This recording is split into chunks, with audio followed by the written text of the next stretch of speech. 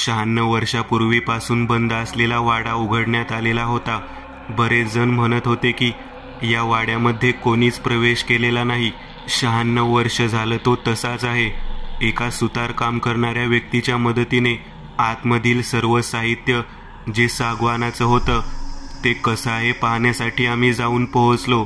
अत्यंत जाळी जळमट आणि आतमध्ये पडलेली माती, त्याचबरोबर खांदा दांड्याच्या घरामध्ये झालेली नासधूस दिसून येत होती. वाड्याच्या आतमध्ये एका बाजूला 4 खोल्या, एका बाजूला 4 खोल्या, अशा 8 खोल्या होत्या. समोर चौफाळ्यासारखा बसण्यासाठीचा भाग होता. मध्यभागी चौक सोपी जागा होती आणि त्या ठिकाणी तुळशी वृंदावन होतं. फक्त वृंदावन तेवढं तसं राहिलं होतं. बाकी तुळस बिळस काहीच नव्हती. एवढ्या वर्षापूर्वीपासून बंद असलेल्या वाड्यामध्ये वेलीन आणि पक्ष्यांनी विष्ठा टाकल्यामुळे झाडांनी गर्दगर्दी केलेली होती. शेवटी काय तो वाडा उघडल्यानंतर आतमध्ये प्रवेश केल्यावर आमच्या सोबत आलेला सुतार आमच्याकडे पाहत म्हणाला, येथील जी लाकडं आहेत ती अतिशय चांगल्या पद्धतीची आहेत. जरी वाडा बंद असला तरी प्युअर सागवानामध्ये झालेलं काम दिसतं. त्यामुळे येथील जे पडलेले खांडे आहेत त्यांना मी इथून घेऊन जातो आणि त्यापासून तुम्हाला काही लागेल ते मी बनवून देतो. त्यावेळेला मी त्याच्याकडे पाहत म्हणालो, माझ्यासोबत अजून 4 जण आहेत या वाड्यामध्ये मालक. मी एकटा नाही, आमच्यासोबत अजून 3 जण सुद्धा आहेत. ते थोड्याच वेळात येतील. त्यावेळेला समोरच्या बाजूला असलेल्या चौफाळ्याजवळ जाऊन पोहोचलो आणि उजव्या हाताला असलेल्या खोलीकडे लक्ष गेलं. खोलीचे दार अर्धवट तुटलेल्या पद्धतीतलं होतं. कधी कोंडा कोणीतरी काढून घेतलेला असावा असे दिसत होतं. आतमध्ये एक चांगल्या उच्च प्रतीचा पलंग दिसत होता. जवळजवळ जुन्या काळातला तो दिवाणच होता. त्या दिवाणावर खूप जाळी जळमट होती. मच्छरदाणी लावण्याच्या दृष्टिकोनातून ज्या पद्धतीचं वरती छत असतं तसं सुद्धा होतं. त्याच्याकडे पाहिल्यानंतर मी आपसुकच त्या दिशेने आत जाऊ लागलो. तेवढ्या सुताराने मला थांबवलं. मला म्हणाला, हा वाडा जीर्ण आहे. आतमध्ये प्रवेश सहजासहजी करू नका. कित्येक वर्ष बंद असणारा वाडा आता तुम्ही विकत घेतल्यानंतर तरी का होईना काळजी घ्या. आमचं बोलणं झालं. तेवढ्यात माझे 3 मित्र त्या ठिकाणी आले. एका निसर्गरम्य ठिकाणी असणाऱ्या त्या वाड्यामध्ये आपल्याला कधी येता यावं आणि मुक्काम करता यावा म्हणून तो वाडा आम्ही 4घात मिळून घेतलेला होता. नागेश, किरण, मकरंद आणि मी. आम्ही 4घांनी तो वाडा घेतल्यानंतर स्वच्छता आणि डागडुजीसाठी खर्च करायचं ठरवलेलं होतं. कारण 2 महिन्यानंतरच तिथे राहायला येण्याची आमची इच्छा होती. उन्हाळ्याच्या सुट्टीमध्ये त्या ठिकाणी राहायला यावं असं मी ठरवलं होतं. मार्चचा महिना सुरू होणार होता. सुताराकडे पाहत मी म्हणालो, तुझं म्हणणं बरोबर आहे. आतमध्ये ज्या जागा आहेत, ज्या गोष्टी आहेत त्या कशा आहेत आपल्याला माहीत नाही आणि तू जे सांगतोस त्यावरून मला वाटतं की बाकीचे व्यक्ती आल्यानंतरच प्रवेश करायला हवा. तेव्हा सुतार माझ्याकडे पाहत म्हणाला, ज्या व्यक्तीकडून हा वाडा तुम्ही विकत घेतला तो न पाहताच घेतला का? तेव्हा मी त्याला म्हणालो, हो, आम्ही पाहिलाच नाही. आम्हाला कमी किमतीमध्ये हा वाडा मिळाला. खूपच कमी किमतीमध्ये. ज्या ठिकाणी 40-40 लाख रुपये किंमत आहे तिथे हा केवळ आम्हाला 4घांमध्ये 8 लाख रुपयाला वाडा मिळालेला आहे. संपूर्ण बोलणं ऐकल्यानंतर तो व्यक्ती माझ्याकडे पाहत म्हणाला, अण्णासाहेब, मला एक सांगता का, एवढ्या कमी किमतीत त्या व्यक्तीने का बरं हा वाडा विकला असेल? मी म्हणालो, अरे या वाड्यात आता काय राहिलं आहे? जुना आहे, पडीक आहे. तसेही 96 वर्ष बंद पडलेले हे ठिकाण नव्याने कोण घेऊन डागडुजी करून राहील? आम्हाला कसं या भागात निसर्गरम्य ठिकाणी येण्याची सवय आहे. नेहमी कधी ना कधी येताना हा त्रास जाणवतो. म्हणून आवर्जून आम्ही कशा पद्धतीने जागा विकत घ्यायचा विचार करत होतो. आणि तेवढ्यात शर्मा काका भेटले आणि त्यांनी त्यांच्या वाड्याबद्दल मला सांगितलं. माझ्याकडे पाहत म्हणाले, अण्णा, तुझे 2-4 मित्र नेहमी आमच्या भागात फिरायला येतात. माझी एक वास्तू आहे, जुन्या काळातली आहे. जवळजवळ 96 वर्ष झाली ती बंद आहे. आम्ही कधीही तिकडे गेलोच नाही. आता माझा मुलगा अमेरिकेत असतो. मला आवर्जून त्याच्याकडे जायचं आहे. तोपर्यंत विकायचा विचार करत आहे. जे काय पैसे जमतील तेवढे दे. 8 ते 10 लाख रुपयेपर्यंत जरी मिळाले तरी आनंद आहे. माझ्यासोबत माझे 3ही मित्र होते. ते तिघेही माझ्याकडे पाहत म्हणाले, आपल्याला फिरण्याच्या दृष्टिकोनातून, बिझनेसच्या दृष्टिकोनातून हे ठिकाण खूप उपयुक्त ठरेल, म्हणून 2-2 लाख रुपये आम्ही एकत्रित करून 8 लाख रुपयाला हा वाडा घेतला. न पाहताच घेतल्यामुळे बरेच जण म्हणत होते की एवढ्या कमी किमतीत का विकला असावा, पण शर्मा काकांवर आमचा विश्वास आहे. त्यांच्या वाड्याबद्दल जास्त चौकशी न करता आम्ही विकत घेतला. बोलणं सुरू होतं. माझ्या पाठोपाठ माझे 3ही मित्र तिथे येऊन पोहोचले. आम्ही वाड्याच्या आतमधील डागडुजीसाठी सुतार आणलेला होता. स्वच्छता करण्यासाठी त्या तिघांनी गाडीमध्ये 2 स्वच्छता कामगार आणले होते. ते साफसफाई करण्याच्या दृष्टिकोनातून तयारी करत होते. कोयता, फावडं आणि कुदळ या गोष्टी होत्या. स्वच्छता सुरू झाली. मी समोर दिसणारा तो पलंग नागेशला दाखवत म्हणालो, नागेश, हा पलंग आवर्जून मला घ्यावासा वाटतो. नागेश म्हणाला, अरे वा, हा पलंग आहे का दिवाण आहे ते तर कळतं का तुला? मी म्हणालो, का रे, असं का म्हणत आहेस? अरे तो जुन्या काळातील दिवाण आहे, अगदी प्युअर सागवानमधला. तुला हवा असेल तर घे.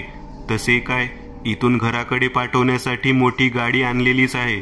आमचं बोलणं सुरू होतं. वाड्यामधील वरच्या मजल्यावर जाण्याच्या दृष्टिकोनातून आम्ही निघालेलो होतो. इतक्यात किरण, जो मागे राहिलेला होता, तो जोरात ओरडला. मी त्याच्याकडे पाहत म्हणालो, काय झाले एवढे ओरडायला? त्याने आश्चर्यकारक नजरेने आमच्याकडे पाहत त्या खोलीकडे बोट दाखवलं. ज्या खोलीमध्ये तो दिवाण होता त्या खोलीकडे तो बोट दाखवून वाड्याच्या बाहेर पळत सुटला. अचानक असं काय झालं? सुतार सुद्धा त्या ठिकाणाहून तसाच आहे असं साहित्य टाकून पळत सुटला. त्याच्या पाठोपाठ आलेले कामगार सुद्धा तिथून निघाले. आम्ही वरच्या दिशेने जिन्याच्या 12 पायऱ्या सोडून पोहोचलेलो होतो. एक एक पायरी उतरत असताना चित्र विचित्र आवाज येऊ लागले. खाकरून खाकरून खोकललेला आवाज येत होता. मी विचार करू लागलो, इथे तर जे होते ते सगळे अचानक बाहेर पळून गेले, आणि या खाकरून खाकरून खोकणारा व्यक्ती कोण आहे? नागेश आणि मकरंद माझ्या पाठोपाठ खाली उतरत येत होते. त्या दरवाजातून आत पाहण्याचे धाडस मात्र माझ्यामध्ये नव्हतं. तेवढ्यात काठी टेकत टेकत कोणीतरी चालत आहे असा भाग लक्षात आला, आणि आम्ही गर्भगळीत होऊन घाबरलेल्या अवस्थेत ज्या जिन्याने खाली उतरत होतो त्या जिन्यातून वरच्या दिशेने पळत गेलो. मी विचार केला, एकदम वरच्या भागातून आपण उडी मारून इथून जावे, कारण त्या ठिकाणी 96 वर्ष बंद असलेल्या वाड्यात आमच्या व्यतिरिक्त कोणीतरी व्यक्ती आहे, ही गोष्ट आम्हाला जाणवलेली होती. एका पाठोपाठ एक मी, मकरंद आणि नागेश तिघेही जण वरच्या दिशेने पोहोचलो. वरून समोरच्या भागामध्ये जिथे गाडी पार्किंग केली होती तिथं पोहोचलेल्या किरणकडे पाहत आम्ही त्याला बोलू लागलो. तो म्हणाला, उडी टाका, उडी टाका खाली, स्वतःचा जीव वाचवा. आम्हाला कळेना की नेमकं तो असं का म्हणत आहे. किरणला म्हणालो, अरे तू उडी टाक का म्हणत आहेस? तेव्हा किरण म्हणत होता, त्या खोलीच्या आतमध्ये मुंडकं नसलेला म्हातारा आहे. त्याच्या शरीराला मुंडकच नाही आणि तो खोकतोय, तो पळतोय, मी स्वतः पाहिला आहे. टाका उडी, टाका उडी टाका. 96 वर्ष जुना असलेला तो वाडा आहे. त्या वाड्यामध्ये अजून काय असणार आहे? नको ही जागा सुद्धा नको. तो तुमच्या मागे येतच असेल. धावा लवकर, धावा, उडी मारा. किरणचं बोलणं ऐकल्यानंतर आम्ही हळूच मागच्या दिशेने वळून पाहिलं तर हळूहळू काठी टेकवत टेकवत एक मुंडकं नसलेलं शरीर आमच्या दिशेने चालत येताना दिसू लागलं.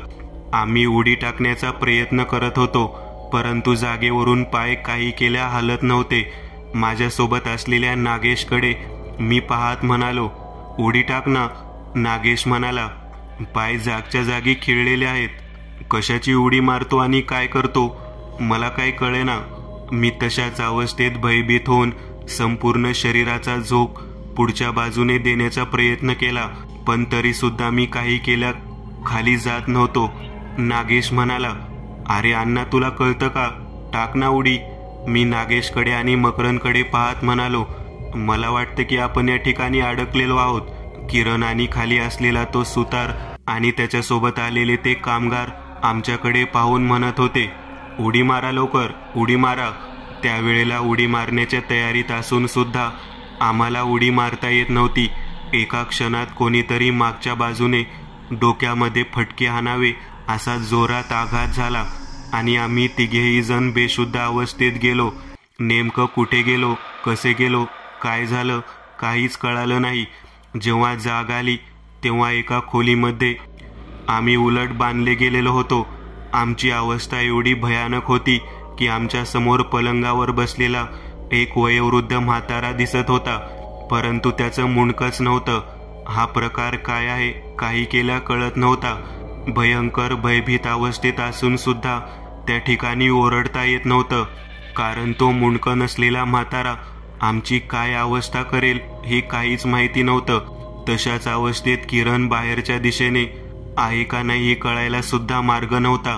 पूर्ण अंधार पडलेला होता. त्या म्हाताऱ्याच्या हातात काठी होती आणि तो खोकत होता. मुंडकं नसताना सुद्धा खोकलेला आवाज ऐकून सुद्धा आम्ही घाबरलेलो होतो.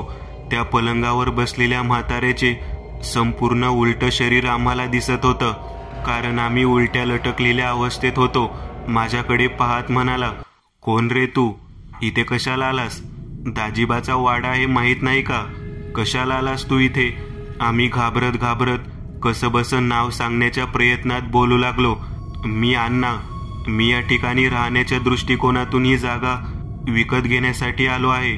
तेव्हा तो म्हातारा माझ्याकडे पाहत म्हणाला, या वाड्याचा मालक मी आहे, या जागेचा मालक मी आहे, आणि कोणाशी व्यवहार करून तो इकडे आला आहेस? तुझी हिंमतच कशी झाली या ठिकाणी यायची? त्याचा आवाज ऐकून मी घाबरत घाबरत म्हणालो, आजोबा माफ करा, माफ करा. स्वस्तात आणि कमी किमतीत वाडा मिळाला म्हणून आलो हो. या वाड्यामध्ये स्वच्छता करून डागडुजी करून राहायला येण्याची इच्छा होती. आम्ही 4 मित्र आहोत. 4घे मिळून या ठिकाणी ज्या वेळेला सुट्टी असेल त्यावेळेला राहण्याच्या दृष्टिकोनातून यायला चांगली जागा आहे म्हणून हा वाडा घेतला. तेव्हा म्हातारा माझ्याकडे पाहत म्हणाला, काठीने इशारा करत बोलू लागला, परत जर या वाड्याच्या आजूबाजूला जरी दिसला ना तर या ठिकाणी असंच उलटं लटकवीन. पण त्यावेळेला तुमच्या शरीराला धड नसेल, नुसती मुंडकी अडकवलेली असतील. आता मात्र चांगल्याच घाबरलेल्या अवस्थेत आम्ही तिघेही जण त्याच्या पुढे गयावया करू लागलो. म्हाताऱ्याने उठल्या उठल्या वरचा दोर सोडला. 3ही खुंटीला अडकवलेल्या अवस्थेत असताना मी, मकरंद आणि नागेश तिघेही जण धाडकन खाली पडलो. त्या ठिकाणी खाली पडल्यानंतर आम्हाला जाणवलं की आपण एका भयानक खोलीमध्ये येऊन थांबलो आहोत. पडल्यानंतर उठून पाहिलं तर सर्वत्र अंधाराचे साम्राज्य होते. पलंगावरती कोणीच दिसत नव्हतं. नागेश आहे अशा अवस्थेत माझ्या हाताला धरत मला म्हणाला, अरे पळ इथून, त्याने आपल्याला सोडलेला आहे. आपला चांगला हेतू पाहून त्याने आपल्याला सोडलेला आहे. आम्ही तिघेही जण धडपडत धडपडत बाहेर आलो. दरवाजा आतमधून बंद होता. तो दरवाजा कसा तरी उघडला. दार उघडून बाहेरच्या बाजूला पोहोचलो तेव्हा बाहेर कोणीच नव्हतं. सुतार काम करणारा व्यक्ती सुद्धा नव्हता. आमचा मित्र किरण सुद्धा नव्हता आणि आलेले 2 कामगार सुद्धा नव्हते. किती वाजलेत काहीच कळायला मार्ग नव्हता. हा सर्व प्रकार पाहून घाबरगुंडी उडालेली होती. अक्षरशः आता जायचं कुठं आणि कशा पद्धतीने आपण पुढे चालायचं हे सुद्धा कळत नव्हतं. आहे अशा अवस्थेत वाड्याच्या दिशेने वळून पाहताच थेट पळत सुटलो. अर्धा किलोमीटर अंतरावरती झाडाखाली किरण गाडीमध्ये बसलेला दिसला. त्याच्यासोबत सुतार आणि 2 कामगार होते. आम्ही दोघेही जण किरणकडे पाहत म्हणालो, अरे तिथे थांबायचं तरी, नालायकांनो सोडून गेला तिथं आम्हाला. तेव्हा किरण म्हणाला, मूर्खांनो, तुम्हाला तिथे त्याने मारलं आणि बेशुद्ध पाडलं. नंतर तो थेरडा आमच्याकडे बोट दाखवत म्हणाला, जर कोणी आजूबाजूला फिरकला तर हातपाय तोडून ठेवीन. त्याची शक्ती, त्याचा तो अवैद्य, त्याचं ते बोलणं पाहून हादरून गेलो. मी म्हणालो, म्हाताऱ्यामध्ये कुठे काय शक्ती होती? तेव्हा किरण म्हणाला, अरे तुम्हा तिघांनाही त्याने एका हातात उचलून खालच्या खोलीत नेलं.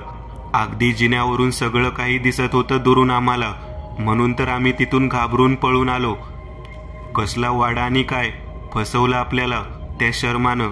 भुताटकीचा वाडा 40 लाख रुपये किमतीचा 8 लाखात दिला म्हणून आपण घेतला खरा, पण आता 8 लाखही गेले आणि वाडाही गेला. तो म्हातारा ज्याला मुंडकं नाही तो कधीही तिथून हालत नाही. हे काय? आता शेकोटी पेटवून इथे बसल्यानंतर बाजूच्या वाडीवरची लोक आली आणि माझ्याकडे पाहत बोलू लागली. सोबत आम्ही 2-4 जण आहोत म्हटल्यानंतर ते आमच्याशी गप्पा मारत थांबली आहे. तेव्हा तो गवळी तो काय म्हणाला बघ.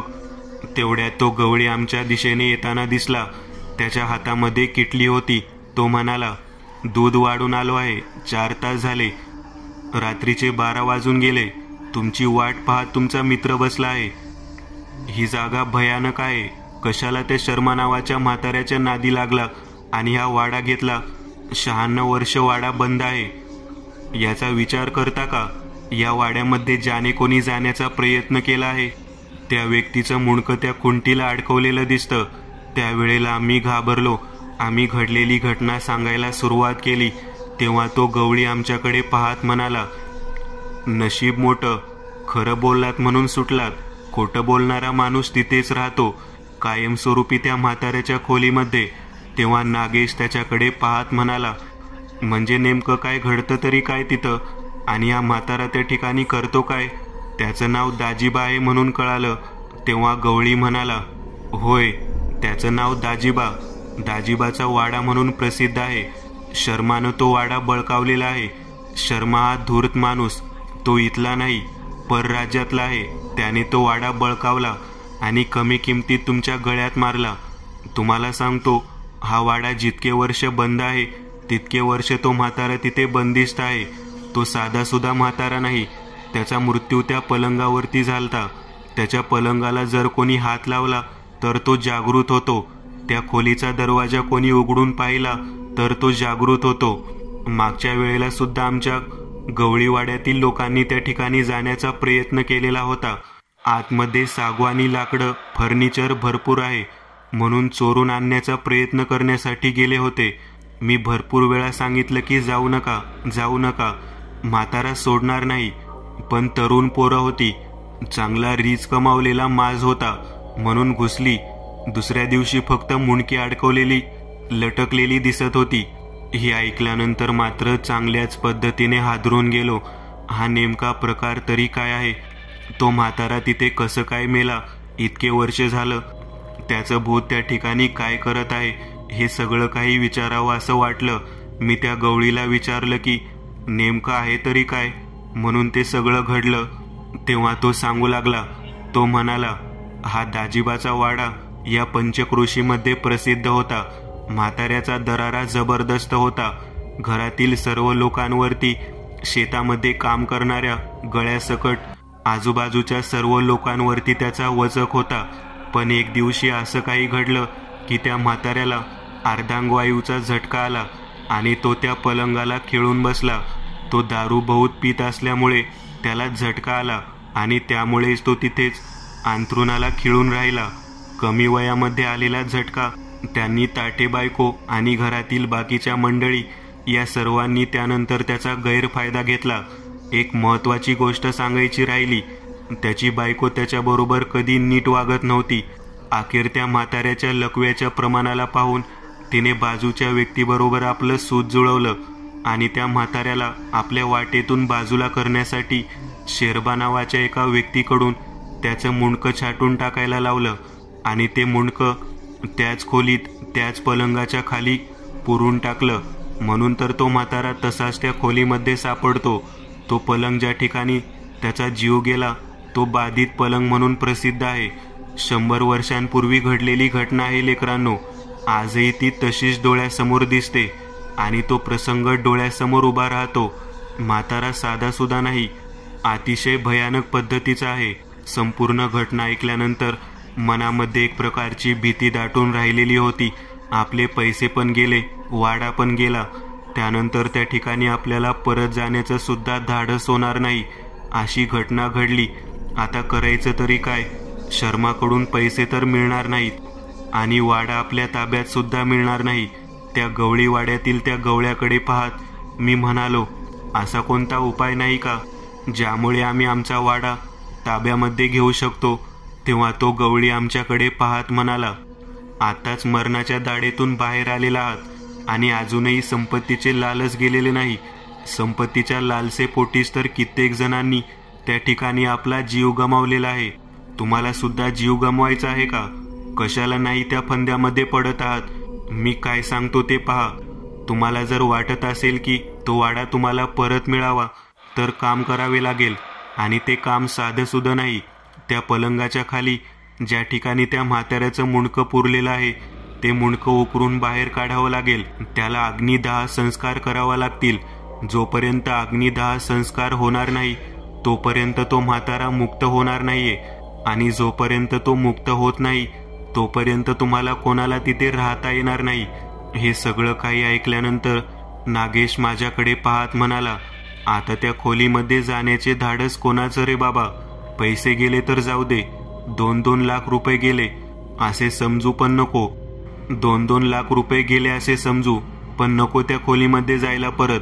जर त्या म्हाताऱ्याच्या तडाख्यात सापडलो तर आपले धडे एका बाजूला आणि मुंडकी एका बाजूला होतील, आणि त्या खुंटीवरती तो अडकवून म्हातारा परत आपल्या समोर बसेल. नको नको, विषयाची परीक्षा घ्यायलाच नको. तेव्हा किरण आमच्या सर्वांकडे पाहत म्हणाला, एवढ्यावरती घाबरलात का? तुम्हाला माहीत आहे ना की आपण 4 जण एकत्र असलो तर आपण कोणतीही गोष्ट पूर्ण करू शकतो. अण्णा, तुझं काय म्हणणं आहे? काय करायचं? तेव्हा मी म्हणालो, तू बाहेर होतास, तुला काय माहिती त्याचं काय रूप आणि काय प्रकारचा आवाज आहे. तो आम्ही प्रत्यक्ष त्याचा फटका खाऊन उलट लटकवून त्याच्यासमोर चर्चा करून इथपर्यंत आलेलो आहोत. फार भयानक आहे, पण तू म्हणतोस म्हणून या कार्याला तयार व्हायला काही हरकत नाही. पण डेअरिंग करण्यासाठी 1-2 जण नको आहेत, 4च्या 4 जण हवे आहेत. त्याशिवाय हे काम होणं शक्यच नाही. त्यावेळेला किरण माझ्याकडे पाहत म्हणाला, मग जर इच्छा असेल तर आताच जाऊयात. मला वाटतं म्हाताऱ्याने तुम्हाला सोडलं. म्हाताऱ्याची विनंती करून त्याला मुक्तीच्या दिशेने जाण्याच्या दृष्टिकोनातून वाट दाखवू. या, मी सुद्धा तुमच्या सोबत येतो. तेव्हा तो गवळीवाड्यातील व्यक्ती म्हणाला, मूर्ख आहात का? एकदा सुटलेल्या व्यक्तीला परत त्या ठिकाणी जायला सांगत आहात. किरणकडे पाहतो म्हातारा तसं म्हणाला. तेव्हा किरण म्हणाला, जर त्या माणसाला मारायचं असतं तर त्याने अगोदरच्याच वेळेला मारलं असतं. त्याने दया दाखवली, याचा अर्थ त्याला त्या ठिकाणाहून मुक्त होण्याच्या दृष्टिकोनातून काहीतरी कार्य व्हावं असं वाटत आहे. म्हणून तर म्हणतो, आम्ही परत जातो आणि ते कार्य पूर्ण करून येतो. तोपर्यंत सुतार, तुम्ही या ठिकाणी थांबा आणि दोन्ही गड्यांना सुद्धा त्या गाडीजवळ थांबायला सांगा. किरण त्यांच्या समवेत पुन्हा एकदा त्या ठिकाणी येण्यासाठी तयार झाला. आम्ही आमच्या समवेत कुदळ फावडं घेऊन त्या ठिकाणी निघालो. त्या खोलीमध्ये जायचं, पलंग बाजूला करायचा, तेथे खड्डा खंदायचा आणि त्या खड्ड्यातून त्या म्हाताऱ्याचे मुंडकं बाहेर काढायचं. राहिलेल्या फळकुटामध्ये, जाळी जळमटामध्ये जिथे काही लाकडं वगैरे आहेत त्या ठिकाणी ते मुंडकं पेटवून द्यायचं. त्यांची हाड जरी असली तरी ती अग्निदाह संस्कारामध्ये जळली पाहिजेत, ही गोष्ट आम्हाला कळून चुकलेली होती. आता आम्ही 4 जण त्या दिशेने जाण्यासाठी निघालेलो होतो. आम्ही त्या वाड्याच्या दिशेने जाण्यासाठी पुढे सरसावलो. माझ्यासोबत असलेला मकरंद हातामध्ये कुदळ घेत मला म्हणाला, सर्वात पहिल्यांदा तू चर्चा केली होतीस त्याच्यासोबत. अण्णा, तुला सुद्धा आतमध्ये जाऊन स्वतः बोलावं लागेल. त्या व्यक्तीशी चर्चा केल्याशिवाय त्याच्या जागेला, त्याच्या त्या पलंगाला हात लावणं म्हणजे मृत्यू ओढवल्यासारखं आहे. तेव्हा मी म्हणालो, ठीक आहे. वाड्याचा दरवाजा पुन्हा एकदा मागच्या दिशेने ढकलत आम्ही आतमध्ये प्रवेश केला. हळूहळू पुढे चाललो तेव्हा जिन्यावरून खाली चालत येताना तो म्हातारा दिसत होता. रात्रभर बहुधा तो वाड्यामध्ये तशाच पद्धतीने फिरत होता. काठी जोरात वाजत होती. लाकडाच्या जिन्यावरून खाली उतरत असताना कोल्हापुरी चपलेचा आवाज येऊ लागलेला होता. तो म्हातारा मोठ्याने ओरडत म्हणाला, कोण कडमडलेला आहे या वेळेला? या ठिकाणी कोणाचा मृत्यू आलेला आहे म्हणून या ठिकाणी तडफडत आलेला आहे. कोण आहे रे तिकडे? तो 2-3 वेळा ओरडल्यानंतर मी पुढे जाऊन मी म्हणालो, मी अण्णा आहे. आता थोड्या वेळापूर्वीच तुम्ही आम्हा तिघांना सोडलं होतं. तेव्हा तो म्हातारा आमच्याकडे पाहतो का काय हे पाहण्यासाठी थोडं पुढे गेलो तर वाड्याचा दरवाजा बंद झालेला दिसला. म्हातारा म्हणाला, मगाशी मी तिघांना सोडलं होतं, आता 4था कोण आहे? त्याला कशासाठी घेऊन आलेला आहेस? यानेच तुला तो वाडा विकला का? तेव्हा मी म्हणालो, नाही नाही, आम्ही 4 जणांनी मिळून घेतला होता. त्यातला 4था माझा मित्र किरण आहे. आमची एक इच्छा आहे, तेवढी इच्छा पूर्ण करावी. तेव्हा म्हातारा म्हणाला, आता तुम्हाला जिवंत सोडलं हीच मोठी चूक झाली. तेव्हा मी म्हणालो, नाही हो नाही, कित्येक वर्ष झाले या वाड्यामध्ये तुमचा आत्मा तरफडत आहे. अहो आजोबा, तुम्हाला वाटत नाही का या पिशाच्या योनीतून मुक्त व्हावं, या वाड्यातून, या एकलकोंड्या जिंदगीतून बाहेर पडावं? तेव्हा म्हातारा माझ्या दिशेने काठी जोराने फेकत म्हणाला, नालायका, तुला वाडा पाहिजे म्हणून मला बाहेर काढायचा प्रयत्न करतोस का? तुला माझ्यासोबतच ठेवून घेतो. त्या म्हाताऱ्यांनी जी काठी फेकली होती ती माझ्या बाजूला असलेल्या मकरनच्या पाठीवरती बसली. मकरन कसा बसा स्वतःला सावरत उभा राहिला आणि म्हाताऱ्या आजोबाकडे पाहत म्हणाला, आजोबा माफ करा, माफ करा. वाटल्यास आम्ही इथून निघून जातो, परंतु आमचा जीव घेऊ नका. तो म्हातारा म्हणाला, त्या पलंगाला हात लावायचा नाही. जर कोणी त्या पलंगाला हात लावला तर हात तोडून हातात देईन. हे ऐकल्यानंतर चांगलाच घाबरून गेलेल्या अवस्थेत आम्ही थोडं पुढे होत त्या आजोबाकडे हात जोडून म्हणालो, आजोबा, कित्येक वर्ष झाली तुम्ही इथे एकांतवासात आहेत. आम्ही काय आता निघून जाऊ, पण पुन्हा तुम्हाला या ठिकाणाहून मुक्त कोण करणार?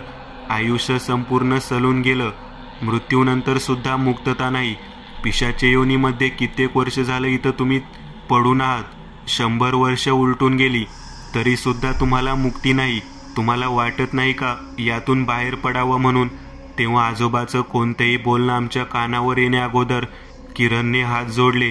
तो आजोबाकडे पाहत म्हणाला, तुम्ही कसे दिसता, काय दिसता, काही कळायला मार्ग नाही, परंतु तुमचा आवाज ऐकू येतो. माझे जर आजोबा असते आणि त्यांना जर अशा पद्धतीने मुक्ती देण्याची वेळ आली असती तर मी जीवाची सुद्धा पर्वा केली नसती. आता तुम्ही या तिघांना सोडलं तरी सुद्धा मी 4था व्यक्ती या ठिकाणी आलेलो आहे. एका वृद्ध व्यक्तीला पिशाच्या योनीतून मुक्ती द्यावी म्हणून मी या ठिकाणापर्यंत आलेलो आहे. आजोबा, तुमची जर हरकत नसेल तर आम्ही तुमचं जे मुंडकं त्या ठिकाणी पुरलेलं आहे ते बाहेर काढू इच्छितो आणि त्याच्यावरती अग्निदाह संस्कार करू इच्छितो. त्या म्हाताऱ्याने आमच्याकडे पाहत बोलायला सुरुवात केली.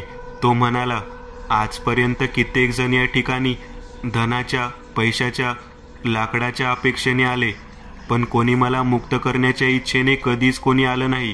पहिल्यांदा तुम्हा 4घांना मी पाहत आहे की तुम्ही स्वतःचा जीव धोक्यात टाकून माझ्यापर्यंत मला मुक्त करण्याच्या दृष्टिकोनातून आलेला आहात.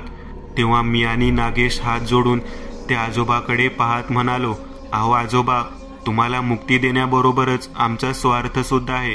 तुमची ही जी वास्तू जाळी जळमटाने घाण होऊन जी पडलेली आहे ती स्वच्छ करून त्या ठिकाणी एक कुटुंब राहावं, या दृष्टिकोनातून आम्ही या ठिकाणी व्यवस्था करू इच्छित आहोत. मग मला सांगा, तुमच्या या मोठ्या गंजलेल्या वाड्यामध्ये ज्या ठिकाणी ऐशो आरामात लोक राहत होती त्या ठिकाणी पुन्हा एकदा कोणीतरी राहावं असं वाटत नाही का? तेव्हा तो म्हातारा आमच्याकडे पाहत म्हणाला, का नाही वाटणार, सगळं काही वाटतं, पण जो तो स्वार्थी आणि हव्यासाने बरबटलेला आहे. आज पहिल्यांदा कोणीतरी मला अशा पद्धतीने बोललेला आहे. लेकरांनो, जावा, त्या खोलीमध्ये जावा, त्या खोलीमध्ये जावा. 4घे मिळून तो पलंग धरा आणि उचला, बाजूला काढा तो पलंग आणि त्याच्या खाली असलेल्या त्या माझ्या मुंडक्याला अंतिम विधीसाठी बाहेर घेऊन जावा. मला खात्री आहे तुमच्या या प्रयत्नाने मला मुक्ती जरूर मिळेल आणि मी या वाड्यातून मुक्त होईल. त्या म्हाताऱ्याचं बोलणं आणि त्याचे हे सर्व काही ऐकल्यानंतर आम्ही लगेचच त्या खोलीच्या दिशेने निघालो. पलंग बाजूला काढण्यासाठी प्रचंड ताकद लावून 4घं उचलण्याचा प्रयत्न करत होतो, परंतु पलंग काही केल्या हालत नव्हता. तशाच अवस्थेत कसा तरी करून बाजूला थोडा पलंग करून खालच्या दिशेने त्या फरशीवरती खोदायला सुरुवात केली. 1.5 ते 2 फूट खोदल्यानंतर एका मानवी कवटीचा आधार आम्हाला दिसला. ती मानवी कवटी बाहेर काढली आणि वाड्यामध्ये प्रचंड मोठ्यांदा हसण्याचा आवाज ऐकू येऊ लागला. त्या म्हाताऱ्याच्या आवाजाने आम्ही घाबरून गेलो. तेथून थेट वाड्याच्या बाहेरच्या बाजूला आणलं आणि ते मुंडकं, ते कवटीचे साधन तिथे असलेल्या जीर्ण पडलेल्या सागवानी लाकडामध्येच पेटवून दिलं. एका क्षणात त्या वाड्यामधल्या गजांना येणारा आवाज आणि तो भयकंप संपूर्णतः बंद झाला आम्ही त्या ठिकाणाहून अंतिम संस्कार करून त्या व्यक्तीला मुक्ती देऊन पुन्हा परत येत होतो. गवळीवाड्यापाशी बसलेला तो गवळी म्हणायचा म्हातारा आमच्याकडे पाहत होता. तो म्हणाला, आज पहिल्यांदा कोणीतरी निस्वार्थ भावनेने केलेला प्रयत्न मी पाहिला आणि तो यशस्वी होताना सुद्धा पाहिला. बाधित पलंग आज खऱ्या अर्थाने मुक्त झाला.